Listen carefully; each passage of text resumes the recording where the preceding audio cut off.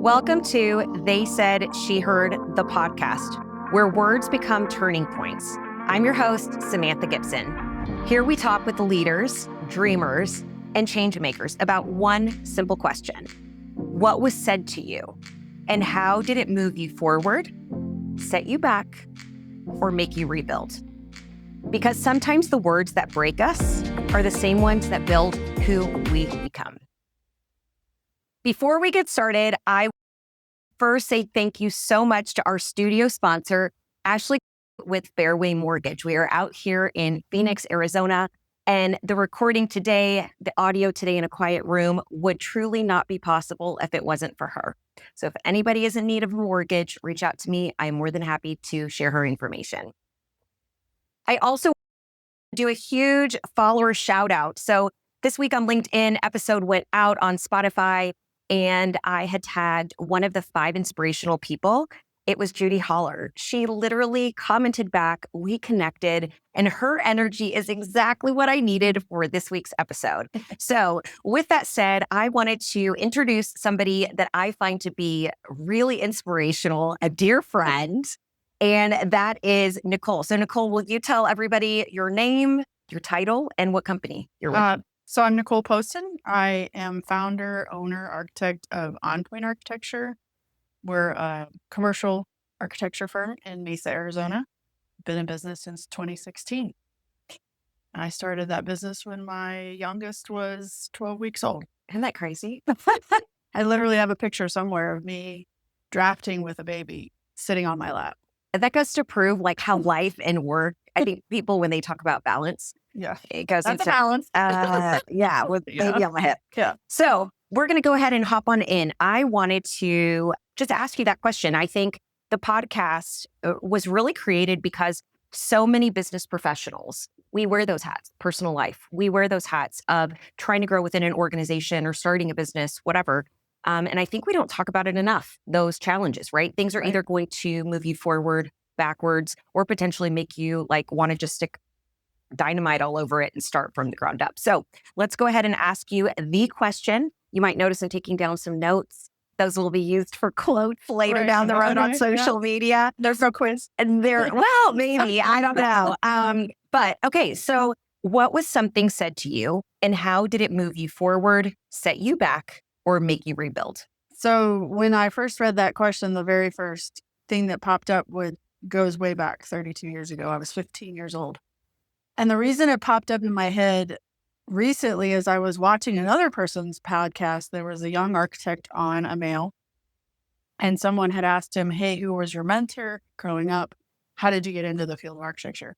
And he talked in length about his drafting teacher in high school and how that drafting teacher had really mentored him in getting into architecture and encouraging him. And I thought, as a young 15-year-old, I took drafting course in high school, and I was of course, this was late 1994, sitting at my desk at the first day of class, and the teacher, an older male, came up and said, why are you in my class? Because, of course, I was the only female in his architectural drafting course. And I said, well, I want to be an architect. And if you think I'm bold and a feminist, I was 10 times that at 15 years old. And he looked at me and he goes, women don't become architects. And walked away from my desk. And I made it through that class. But I remember in that moment thinking, yeah, you watch me. I'm going to become an architect. It was probably the exact opposite of what his intent of that statement was. Sure. But I'm a strong-headed bull that's like, I don't care if I don't have the right appendage. Yeah. I'm going to become an architect. You watch me. And yeah, in 2008, I got licensed. And I've been practicing architecture since 2001. Okay, so I know you the way I know you. So therefore, that dedication to prove the point is not shocking. I will say that, add that for like politically correct. What I will say, though, it's interesting to me because it goes back to the power of the words, right? I think people take for granted with the kids, because between you and I think we have a school bus of kids, and then Ashley's in here too. And we all really do have a school bus with the children. But I think it's so important, even from those young ages, right? Like at a young age, it's important to be kind and considerate with our words. But then as you get older, even when you're a teenager, when you're in your early 20s, 30s, 40s, etc., I'm learning and I'm experiencing firsthand that certain words or phrases, right, they will stay with you and it truly will make or break you, right? I've been referenced before as a square peg in a round hole. And it's something that the person didn't maliciously intend to say something. Sure. And on certain days, it's my driving force. And on other days, it's really a kick in the junk for me because it makes me feel I'm less than adequate. So with that drive, like from that moment on, did you or do you think that you started paying attention in class differently? Did it make you look at that course differently than had he not said that? I honestly don't remember that course much. Like, I honestly Interesting. only remember that comment and the way that I felt like it won't stop me. And the reason I bring that up today, Yeah. 32 years later, I started a podcast with a girlfriend of mine that will come out soon. And it's about women in leadership in my industry, which is male dominated. And it's not a knock on men. It's just, hey, this is what we've dealt with in our industry and how that affects us every day. And I don't want, and part of it's because I don't want any woman in this industry ever to feel like they're not good enough just because of what they do or don't have between their legs, right? I want them to know that they can work hard and learn our industry and be strong in their abilities and move forward and get everything they want out of their life, career-wise. I started out as an architectural degree. I got my degree, 5-year degree, and I took 7 years to take my state licensing test. And today I'm an owner of a $1 million company. So there is a path. And I did that while I was married. I had 3 children. I recently divorced, and I'm still successful. And I think every woman needs to know that for any industry. But I want to be the mentor in my industry and the strong voice to say, I could have given up at 15 years old when the guy told me I couldn't be what I wanted to be just because of being a female, but I didn't. I didn't let that happen. And have always been strong-willed. Yeah, it's fiercely independent. And I know not every woman has that intuition, I guess. So I teach them, hey, you can do it. You just have to put those haters on the side and don't listen to them. Well, and I think we'll have to do another episode. We'll do a different episode on a different day. But again, because I know you on a personal level, and I will say something that is really important too.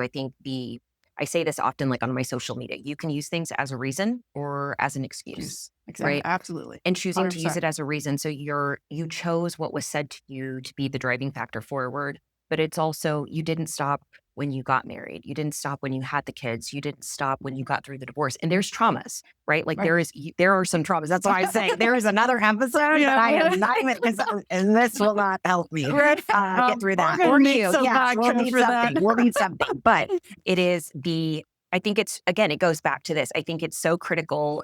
People sometimes think, and maybe some of you out there, you feel it's the comparison game, right? Like we're all getting overstimulated with just social media platforms, et cetera, and people moving up in companies. And sometimes it's okay to rebuild, or it's okay to just go in neutral and go micro step. Like again, because you could be trying to do leaps and bounds, but your life isn't guaranteed for tomorrow.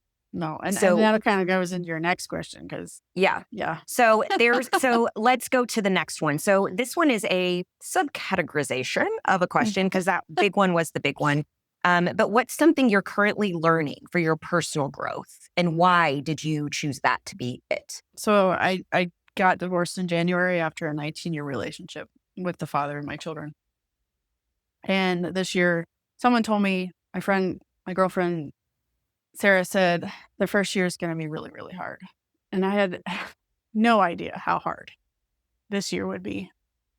Trauma's a good word. So I'm learning grace for myself, for my kids, Yeah. And grace is so, that word is so easy, I feel, but the meaning behind it is one of the hardest things to master. Do you agree? Absolutely. Especially when you're driven. Yes, I was just going to say, I'm a type A, put your big girl panties on, strap your boots in, like, get your shit done, Nicole, right? Like, Yeah. and there have been times where I've had to turn the camera off in conferences. Yeah. Because I'm having an emotional moment. Yeah. And I work with industry professionals that don't need to see me crying on the conference call, but I can't help it because it just hits you like a wave. And then somebody recently said, because another thing that I'm working on is celebrating the positives. I don't do that. I don't think I've ever done that. I won a big medical client recently, and my friend Troy's like, "What did you do to celebrate?" And I was like, "I've never even." I keep working. I don't know. Yes, I keep working. I keep putting out projects, doing the thing, being the mom. Like, I just do everything. I don't think about it. I just do it, and it gets done, and I go to the next thing. Like, that's just been my entire life, survival. Yeah. And this year has definitely been all about survival and healing and finding myself again. And it's been a really hard year. And yeah, you have to celebrate even the little stuff, and you have to give yourself grace because you're human. Sometimes life isn't easy. I would say we can delete that word sometimes. Life isn't easy. If you're living your life, really living your life, it's not easy. It's just not going to be. And I think that something, at least, again, and we know each other, so you know my story as much as I know yours. And I will say this, what I am learning, and even one of the reasons that the podcast is here, and people that are following me on my LinkedIn, my message is starting to get more bold, but not in a negative way, in an honest, authentic way, right? Right. I was talking to somebody yesterday, and I said, you know what I have realized in speaking truth and bringing owners, like bringing titles to the table so that we can have some real conversation.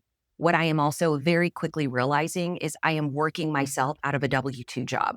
I know that I've crossed the point of no return because I know that feeling. Yeah, because if anyone saw someone else, that's it. If anyone ever, because I've been an entrepreneur, right? But I've gone to W-2 jobs and I've ran companies, I've led organizational, all these different things, right? Like things, fair enough. But when you start speaking authentically, what is still there in the professional corporate America world is the fear that if we choose to be honest, we're going to lose our job. And there's no gray. It is, we will lose our job, right? If we cry on the job, if we look exhausted, if we need a mental health day. And that's something I hope this podcast really starts normalizing. I hope that the initiatives of the consulting leg of things for me help start normalizing into workplace, because we have to learn that it has to be okay, because when we are trying to repress these emotions, it makes it stick around a lot longer. It makes its tail spin a lot further, where if you just give yourself that grace, like you said, right? So that we can have a conversation, or I can let it get through, because as quick as you let it get out, there's room to fit other things. I think the more human you are with your clientele and your consultants, the stronger relationship you develop with them, the better your business will be. I have a monthly email that goes out, and the first part of the email is always architecture related. And the second part is always a personal story. And I put it all out there, all the crazy shit I've done, all the stupid stuff I've done on job sites, all the pain that I've had over the years. It's out there. And I think it's because marketing works if it's personal. And my business is personal. Like, my business is me. I run my business like I run my life. And the clients that love me because I am real with them. Well, and I think that there's this opportunity as well. There really is something to be said about quality over quantity. So it's okay to have less clients because you'll actually net and generate more revenue. I think that it's really critical as well, because when you're choosing to be authentic, when you're choosing not to be authentic, you don't care if the bridge burns. You don't care if you poop or you eat. You don't care about all these other things. And the reason is because you don't see it as your career. When you're looking at a legacy career, I think It takes a lot of lessons up front because we're willing to take whatever noodles that will stick at the beginning. Fair enough. Right. But then you start having enough pain points and learning lessons that you recognize, wait, I want to be so selective with who I choose. It's not just about them choosing me. It's me choosing them too. Yeah, I've actually said that where I'm interviewing my clients as much as they're interviewing me. Agreed. Because we're together at least a couple years. That's it. But I have a 75% repeat clientele, which is pretty good. And so I think it's because they enjoy working with me, not just because I put out good architecture and that makes a big difference. Yeah, but I think it goes back to that people want to do business with people, right? Yeah. So, okay, so we're going to start wrapping up because my mental clock is telling me we're getting close. Oh, that's good. 4 minutes. Okay, so things that are going to be important. I want people to be able to find you. I want people to be able to connect with you. And y'all, I don't have a newsletter for this. I don't even have a newsletter really for my real estate company, my consulting. I don't have with my writer. She's amazing. Maybe because I send out monthly recipes. Like I'm all about I will send you a recipe. But I will make sure to include hyperlinks so that if you want to sign up for Nicole's newsletter, if you want to connect with her on social media, if you have a podcast, if you have an opportunity to bring her, she is incredible. I can truly say I've known her over a decade. We have known each other through babies, through marriages, through divorce, through career changes, through career growth, and everything in between. So I'd love for you guys to connect that way. And I do actually, her newsletter is the only newsletter I read. That's big. That is big because my ADHD does not let me do all that. And I will literally stop to click on hers. Mine's funny. It's awesome. Like it's just awesome, the vibe. So, okay. So I'm going to give you a question. You get to draw. They're not the same. You cannot answer it. You can't answer any of it here. You have to go on your social media and you can make the post as creative as you want or as simple as you want. I could care less. But you do get to read the question out loud so that if anybody wants to go see the answers, they can go find you. Okay. Da-da-da-da-da. Oh, shoot. What's a failure story that still makes you laugh? Okay. And don't answer. You can't answer. So if you guys want to see/hear her answers, make sure to go to her social medias. She will be posting it there. And again, I want to thank you guys for listening. I want to thank you guys for supporting. I want to thank you guys for believing in me enough in my story and what I have to share.